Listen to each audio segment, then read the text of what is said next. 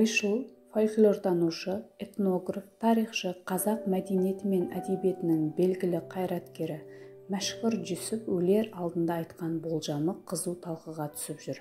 Назарларыңызға ойшылдың болжамдары мен даналық сөздерін ұсынамыз.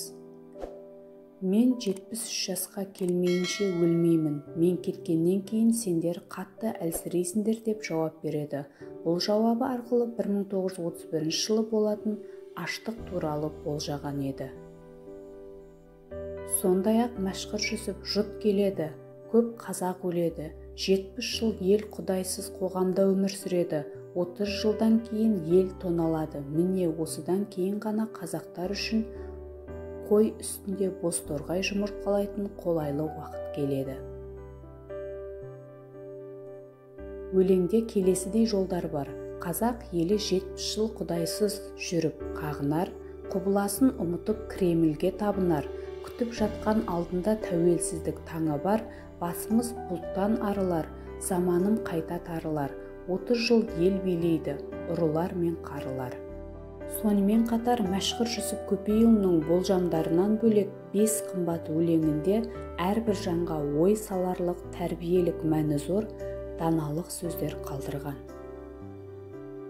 Ең әуелі керек нәрсе иман деген, ақырет істеріне инан деген. Құдай кешіріңдер дегенмен іс бітпейді, иман шартын білмесе есен деген.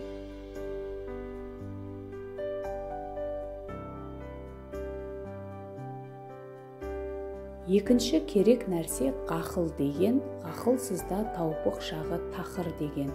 Аз іске ашуланып дінін бұзар, иманын кәпірлікке сатар деген.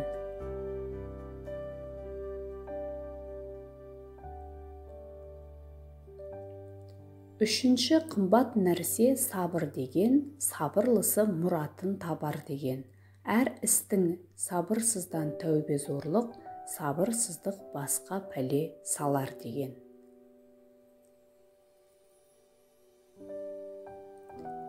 Төртінші қымбат нәрсе шүкір деген, нығметке шүкірсіздік күпір деген. Жатқан жерден Құдай кешір деген. Қорлық себеп іздеп тура жолмен жүгір деген.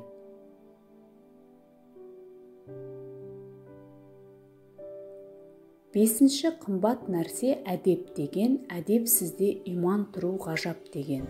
Кәпірлік әдептіде тұрмағандай, әдеп деген махаббатқа себеп деген. Кедейлік 3 ағайынды болады. Үлкені кежірлік, ортаншысы еріншектік, кенжесі ұйқы. Шын жақсының бойында болмас кегі. Не нәрсе талаптансаң табылады. Бүгін аш болған қарын ертең тояр. Темір арқан болғанда темір кебіс, темір белбеу, темір тон бәрі тегіс. Іш тысы бәрі де отпен толар, өзіңді құтқар сонан қылып бір іс.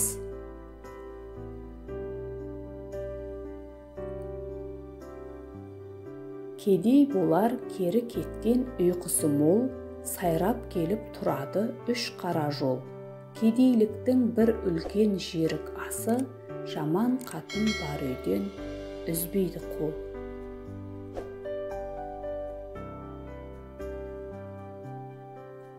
Түрік тілінің ішіндегі гауһары қазақ тілі.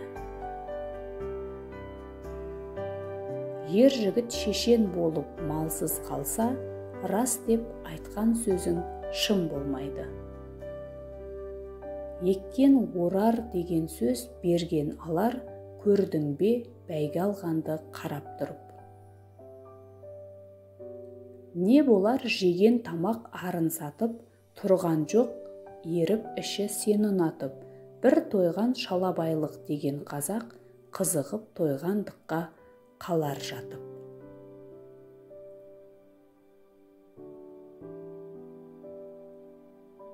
Кәрі өлсе жылағанның шықсын көзі, өлмейтін патша құдай жалғыз өзі.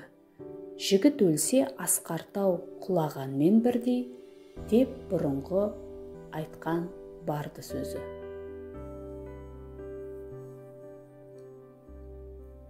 Ойласам өткен күнді болдым құса, кебім көп бір басымда үлкен қыса, ерден тұяқ қылыштан қияқ деген, ұл тусаң енді анадан атаң ақса.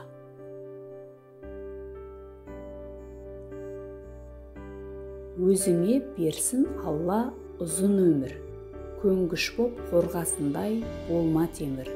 Разымын де өзіңе сөзіңе де, мақал бар, аз сөз алтын, көп сөз көмір.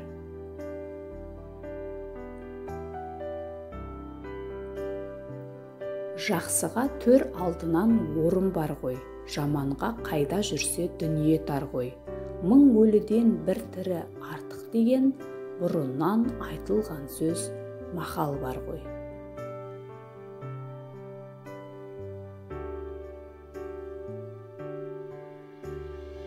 Қайғы ойлап жарамайды уайым жеген, бір өлім туған жанға дайын деген.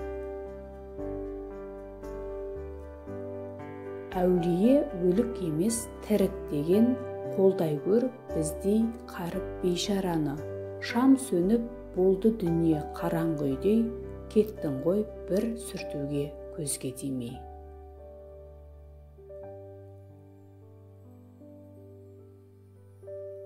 Айтатын Құран сөзін молда қайда, дүние үшін ойлағаны амал хайла. Айтайын бұрынғының нақыл сөзін, қайырдан аз болса да көрген пайда.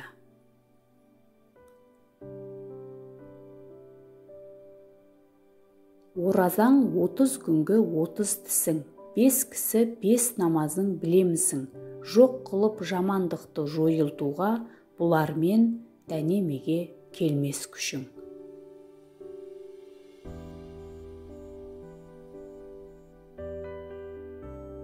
Дүние ойлай берсем жалған дейді, әркімді әлек кетек салған дейді.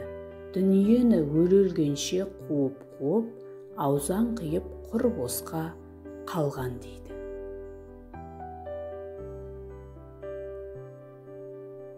Біз түлкі ажал бүркіт қоймай тұғын, нәпсіміз бір аждаға тоймай тұғын. Күнәміз мықтап деген ол бір киім, нәрсеге одан басқа болмай тұғын.